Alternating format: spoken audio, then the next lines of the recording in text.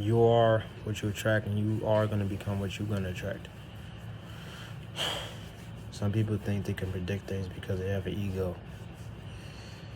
Jay-Z's uncle thought he wasn't even going to make a million records. And like Jay-Z said, I made a million records a million times. Only you can see it. Nobody else. Nobody. People can talk about job this, career this, anything this. The reality is whatever you create.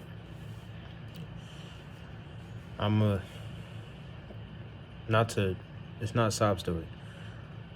I come from an extremely dysfunctional background, but at the same time, an extremely resourceful one. And I'm gonna explain. How you go from being in a school that had a crisis room to being in a school where it didn't have no idea that there was such thing as that in a school, period, which is regular ed. How you go from those two worlds and and and and justify your actions after that. So I'm going through these changes. A lot of motherfuckers talk about you, but they don't even have a clue who you are. They know you as a fan. They like, that's Tony, that's Jay. It's like, you don't know me. If you knew me, you would understand me, and motherfuckers do not understand. You got to know somebody, then understand them, and then you don't understand people from the lens of your own perception and or your own limited perception of them.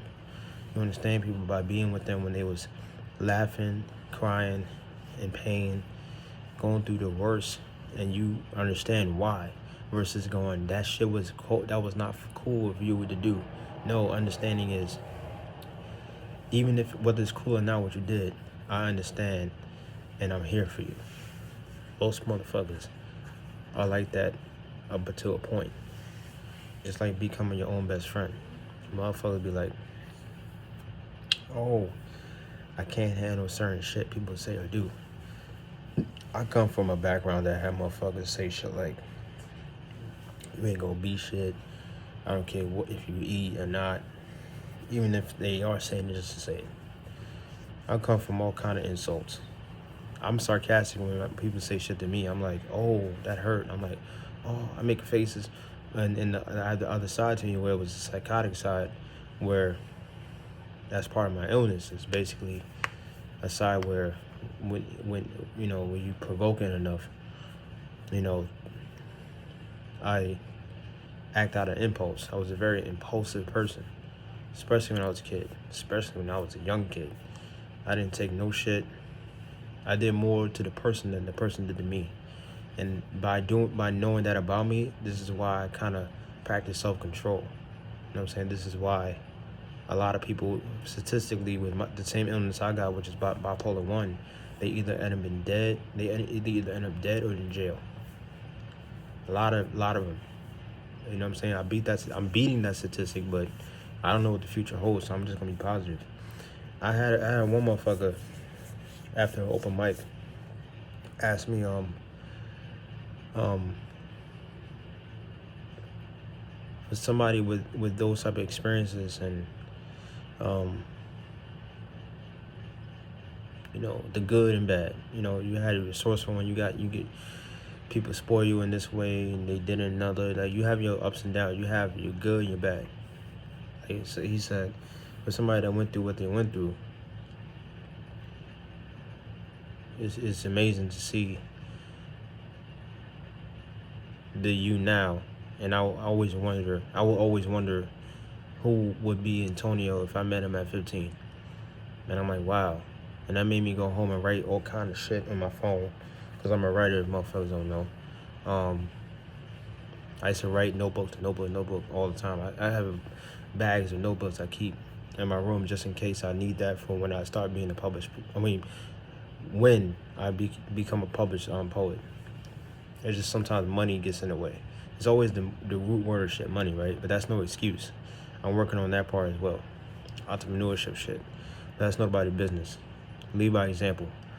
Prove motherfuckers wrong, even when they not in the picture. I always say to myself, time is the reveal of all things. But I say that to say, it made me go, damn. Like, as angry as I used to get, like, nigga, like as angry as I used to fucking get, hitting yourself and shit. You know what I'm saying? Snap, end up back in the psych ward, and back in the psych ward again, and back in the psych ward. You just get exhausted. You're just tired of just being tired. And then you just, last time I was in psych ward, I said, do I really want to be here anymore? Do I really want to come back? I was sitting there with 3 other white girls. We in gowns, and this is a flat screen behind us. It's like board games and shit, and the table is a nice little area.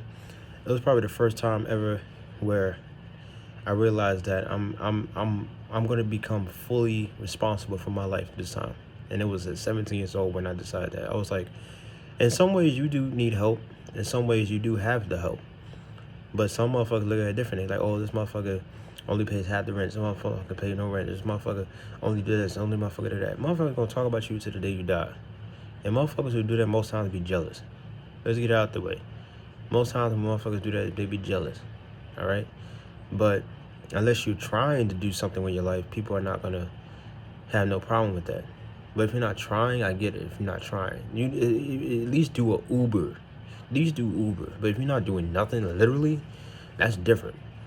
But I say that all to say, a lot of things that people try to use against me, even the most slickest shit they say, I take note of that and I'll go, I'm gonna prove them wrong. For example, as certain people, especially in school, not even in family, but especially in school, if you're not this, don't worry about it. If you never said this to or about me, you're not part of this conversation. Don't worry about it. If you know who you are. But there's certain people I snapped on because they try to like make fun of me that the fact that I had an IEP and I was walking around with a parent all the time. And they had me on watch. They had me on, it was like they had me on homicide watch. Like, you know what I'm saying? Like homicide investigation. They're like, okay, in case this motherfucker, you know what I'm saying? But I never fuck with the innocent. I was never really considered a bully. It was like living two lives of a celebrity. It's like you got the glamour side and you got the dark side. And dark side is depression. Deep, dark depression. Hygiene fucked up. Ups and downs, relationship, mood swings, whatever. Scraps. You got street shit, and then you got the upside where it's most people like you. You go to school, laugh, joy, great experiences, school trips and stuff. But I forgot my train of thought. Wait, I gotta edit this video. I gotta listen to the last point I was gonna say because I don't want to forget.